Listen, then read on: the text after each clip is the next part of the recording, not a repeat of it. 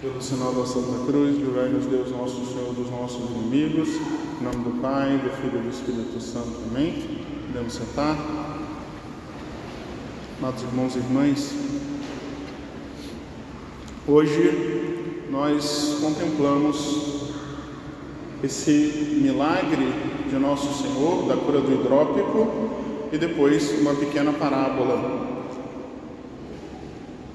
O que aconteceu é que Cristo foi convidado para um jantar em dia de sábado, na casa de um dos principais fariseus. Os fariseus eram aqueles homens que conheciam a lei de Moisés e que não somente conheciam, mas se gabavam de viver com perfeição, com rigor, a lei de Moisés. Cristo estava na casa de um desses, e no meio do jantar entra um homem doente na casa, um hidrópico, ou seja, uma pessoa que tinha inchaço no corpo por acúmulo de líquido, uma doença. E aqueles homens, os fariseus, eles percebendo que aquele doente entrara para ser curado, e eles sabendo muito bem que Cristo tantas e tantas vezes curava os doentes, eles começam a observar qual será a atitude de Cristo, porque eles estavam diante de um dilema moral. Por um lado, alguém que é bom e tem poder de curar, ele vai querer curar. Por outro lado, era sábado, e os judeus no sábado não podiam fazer nenhuma espécie de trabalho, inclusive curar doentes, que era o trabalho do médico. Então eles observam Nosso Senhor para ver, se ele vai cair em alguma falta, ou a falta de bondade de não curar, ou a falta contra o sábado de curar aquele doente. E Nosso Senhor, de forma bem inteligente, porque ele é a sabedoria eterna, ele joga de volta o problema para os fariseus e pergunta: é lícito ou não curar em dia de sábado? E aqueles homens não conseguem responder. Então Cristo vai, cura aquele doente, e depois que ele cura aquele doente, ele repreende os fariseus, dizendo: quem de vós, se um jumento ou um boi cai num poço, não tira, mesmo que seja em dia de sábado? Se vocês podem salvar os seus animais em dia de sábado, por que eu não posso salvar um homem em dia de sábado? E os judeus continuam calados. Depois Cristo começa a reparar que as pessoas que chegavam no banquete buscavam os principais lugares. Os banquetes dos judeus tinham muito bem determinados os lugares de cada convidado, de acordo com a hierarquia de importância. E Cristo, Nosso Senhor, percebe que aqueles homens orgulhosos estavam buscando aparentar importância por meio dos primeiros lugares. E Cristo, Nosso Senhor, ensina: quando vocês forem numa festa, não vai buscando o primeiro lugar. Pode ser que venha alguém mais importante que você, e o dono da festa vai lá dizer: dá licença, chegou uma pessoa mais importante, e você vai passar vergonha. Antes, vai lá para o final, para que o dono te veja lá atrás e te diga: amigo, vem mais para cima. Então você será honrado diante de todos os convívos. É claro, amados irmãos, que Cristo não está no Evangelho ensinando regras de etiqueta. Cristo está no Evangelho ensinando lições de humildade. Todo esse Evangelho é uma grande luta entre humildade e orgulho. Nós podemos identificar pelo menos 3 gestos de orgulho da parte dos fariseus no Evangelho de hoje. O primeiro gesto de orgulho é a maneira como os fariseus observam a Cristo. Quando aquele hidrópico se apresenta diante do Senhor, aquela atitude dos fariseus de observação é uma atitude própria da pessoa orgulhosa. O orgulhoso, o homem orgulhoso, ele adora ficar observando aquilo que os outros estão fazendo.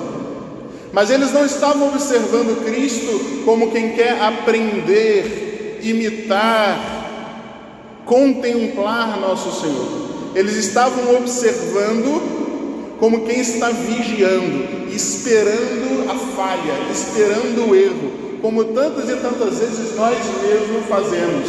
É aquele pecado que dá início ao pecado da fofoca. É quando a gente gosta de observar e saber as ações dos outros, porque nós nos colocamos como um observador superior, cujo olhar é também juiz. Então eu olho o que o outro está fazendo, porque eu me sinto no direito de julgar o que o outro está fazendo. Tantas e tantas vezes nós nos pegamos nessa mesma atitude, essa observação maldosa acerca dos outros. Isso é orgulho.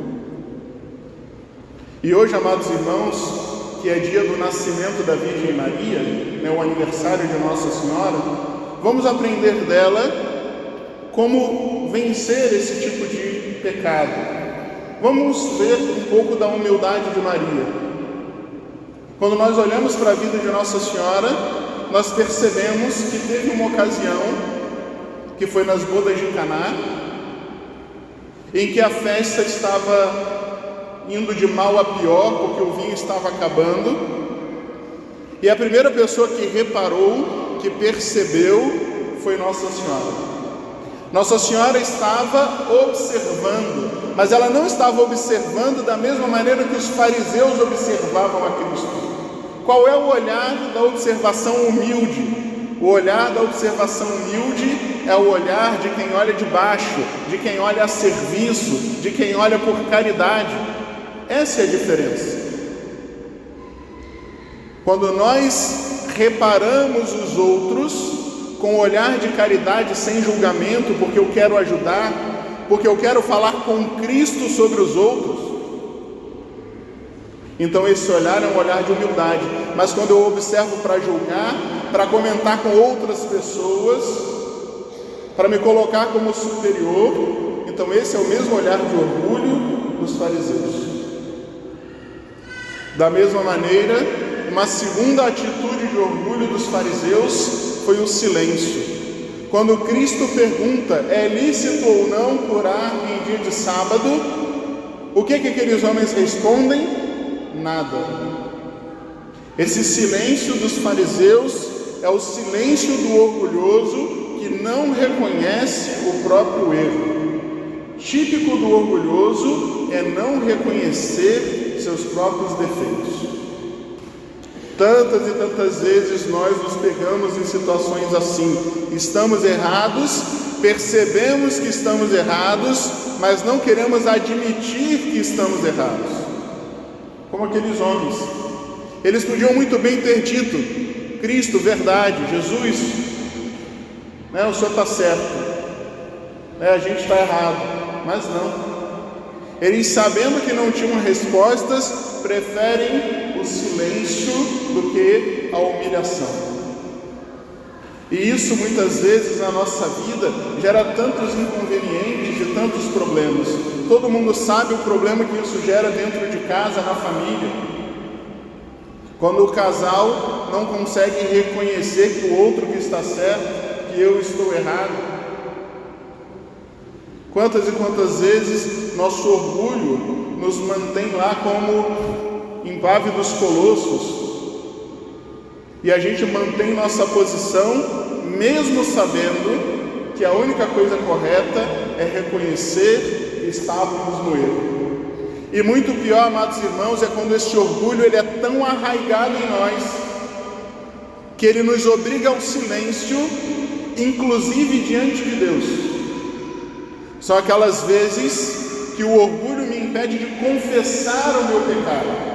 São aquelas pessoas que não vão para o confessionário por orgulho, porque não querem reconhecer que são pecadores.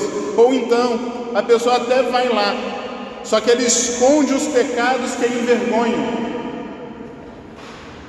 E assim, o seu orgulho a torna mais manchada do que estava quando entrou pelo confessionário pela primeira vez. Essa atitude de soberba, amados irmãos, que leva ao silêncio, é exatamente o oposto da atitude da Virgem Maria.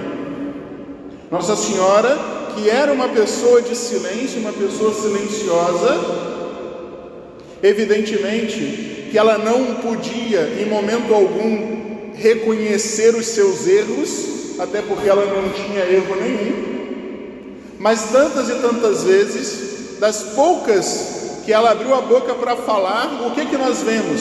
Reconhecimento de pequenez. Ela não podia reconhecer pecado, mas ela dizia: eu sou a escrava do Senhor. Ela dizia: Deus olhou para a condição humilde de sua serva. A Virgem Maria não tinha vergonha, pelo contrário, ela sabia que era verdadeiro reconhecer sua pequenez diante de Deus. E se ela, que é a maior das criaturas, era capaz de reconhecer sua pequenez diante de Deus, por que nós, miseráveis vermes, não somos capazes de reconhecer tantos defeitos, tantos crimes e tantos pecados? É o orgulho. É o orgulho que fecha a nossa boca. É o orgulho que é o demônio mudo que nos impede de falar. Em terceiro lugar, nós vemos também a atitude de orgulho daqueles homens que buscavam o primeiro lugar. O orgulhoso, ele sempre busca o primeiro lugar. O orgulhoso, ele gosta de estar em evidência. O orgulhoso, ele gosta de aparecer diante dos outros. Ele gosta de se sentir importante. Ele gosta de ser visto, admirado, louvado. E é por isso que aqueles homens buscavam os primeiros lugares. E o orgulho, ele envergonha a gente de uma certa maneira. Ele nos faz tomar atitudes infantis, atitudes idiotas, como aqueles homens que estão brigando por lugar na mesa. E tantas vezes nós percebemos como o orgulho vai manipulando as nossas atitudes, de modo que a gente vai procurando subterfúgios para ficar em evidência e aparecer e ficar na frente dos outros, desprezando-os demais. E é justamente o contrário da atitude da Virgem Maria. Quando Nossa Senhora foi agraciada com o anúncio do anjo de que ela seria a mãe de Deus, a primeira atitude dela é colocar-se como escrava. Quando o menino Jesus se deixa ficar no templo, e a Virgem Maria e São José vão procurá-lo, e Nossa Senhora o encontra, Nossa Senhora diz: teu pai e eu te procurávamos cheios de aflição. É José que ela coloca primeiro. E nós sabemos muito bem que José não era o mais importante da casa. Quando ela fica sabendo que Isabel está grávida, ela vai colocar-se como empregada de Isabel. Quem era mais importante, Maria ou Isabel? Maria era muito mais importante. Mas ela se coloca em último lugar. Ela não se importa consigo mesma. É essa a atitude que nós devemos aprender. Se nós queremos verdadeiramente ser humildes, nós devemos buscar o último lugar. Nós devemos nos colocar a serviço dos demais, como Nossa Senhora se colocou ao serviço de Isabel, como Nossa Senhora se colocou ao serviço da igreja em Pentecostes. E é isso que nós devemos buscar, é isso que nós devemos fazer, aprender com Maria a humildade. E na Virgem Maria se cumpre de forma perfeita a última frase do Evangelho de hoje: quem se humilha será exaltado. A Virgem Maria foi coroada como rainha do céu e da terra, porque aqui na terra ela se apresentou como escrava de todos. É justamente por colocar-se no mais baixo, justamente por colocar-se na atitude mais humilde, que ela mereceu ser levada ao céu e assumir o trono que está abaixo somente do trono de Deus. Quem se humilha será exaltado. Mas enquanto isso, nós vamos nos exaltando, sem medo de depois da morte sermos humilhados. Peçamos à Virgem Maria que não permita que isso aconteça.